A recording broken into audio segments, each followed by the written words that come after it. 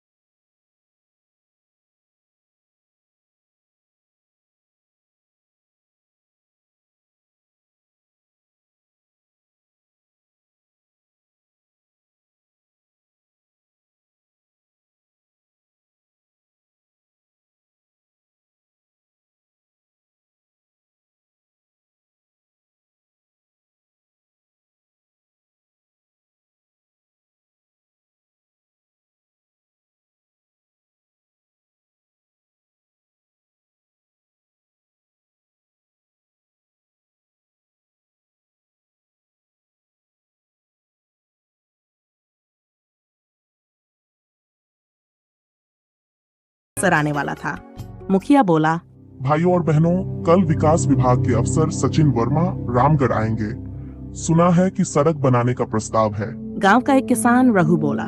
सड़क बन जाए तो फसल शहर तक जल्दी पहुंचेगी, दाम भी अच्छे मिलेंगे। गौरी चौकीदार की बेटी 20 साल की, तेज और निडर, वो आई और बोली, पर अफसर लोग फायदों के साथ लालच भी लाते हैं।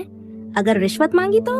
गांव के बुजुर्ग बाबूलाल हंस पड़े और बोले, अरे बिटिया, तेरे जैसी लड़कियां हो तो कोई हमसे ठगी नहीं कर सकता। गौरी ने हल्की मुस्कान दी, पर उसके दिल में चिंता घर कर चुकी थी।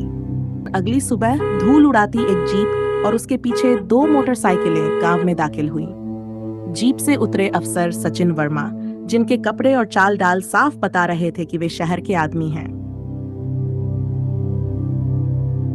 अफसर सचिन बोला, नमस्ते रामलाल जी, सुना है कि यहाँ सड़क की सख्त जरूरत है।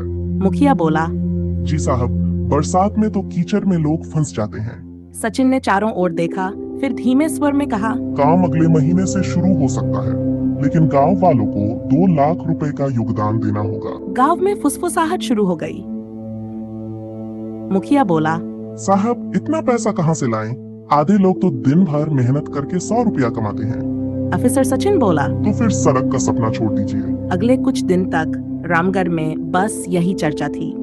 कुछ बोले, अगर सब मिलकर थोड़ा थोड़ा देंगे तो रकम जुट जाएगी। गौरी बोली, और अगर पैसा सड़क में ना लगकर किसी की जेब में चला गया तो? हम गरीब हैं, हमारे पैसों की कीमत है। गांव 2 हिस्सों में बांट गया।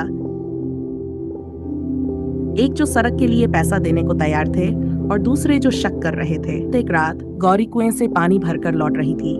बरगद के पास उसे धीमी आवाजें सुनाई दी। वह चुपचाप अंधेरे में छिप गई।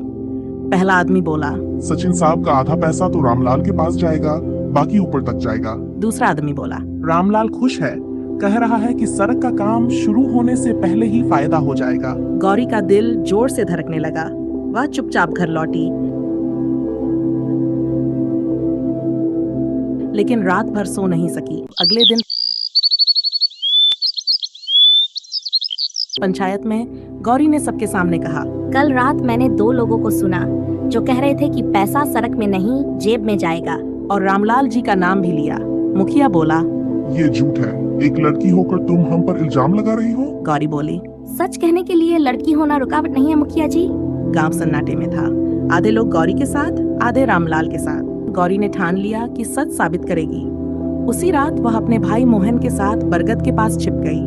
करीब आधी रात वही 2 आदमी आए और बातें करने लगे। पहला आदमी बोला, रामलाल ने कहा है आधा पैसा हमें देना है, बाकी सचिन साहब को। दीदी, रिकॉर्डिंग चालू है। गौरी ने सब कुछ रिकॉर्ड कर लिया। अगले दिन पंचायत में गौरी ने रिकॉर्डिंग सबके सामने चला दी। गांव वाले, अरे ये तो रामलाल की ही आवाज है। मुखिया बोला, ये नकली है, मेरी आवाज की नकल की गई है। सचिन वर्मा भी वहां खड़े थे। अगर ये सच है तो मुझे भी सजा मिलेगी, लेकिन पहले सबूत पक्का होना चाहिए। तभी गांव का बूढ़ा हरिराम खड़ा हुआ। वह रामलाल का पुराना दुश्मन था। हरिराम बोला, गांव वालों, ये आवाज नकली है, मैंने बनवाई है ताकि रामलाल बदनाम हो और मैं मुखिया बन जाऊं। गांव में खलबली मच गई। गौरी बोली, तो रिश्वत की बात भी झूठ थी। हरिराम बोला, सचिन वर्मा सच में रिश्वत चाहता था, लेकिन मैंने मौका देखकर रामलाल को फंसाने की कोशिश की। पंचायत ने तुरंत पुलिस को बुलाया।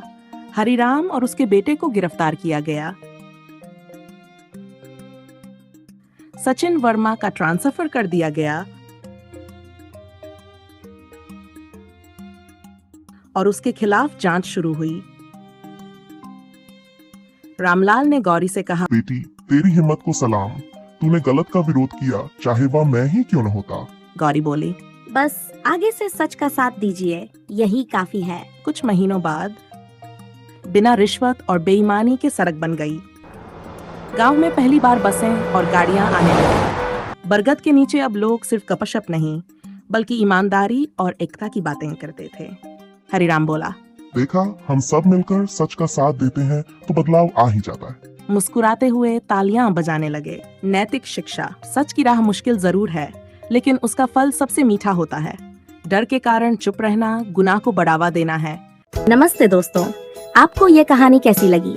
अगर आपको थोड़ी सी भी अच्छी लगी हो तो इस वीडियो को एक लाइक और एक प्यारा सा कमेंट जरूर करें। साथ ही अपने दोस्तों के साथ शेयर करना न भूलें और हमारे चैनल को सब्सक्राइब जरूर करें।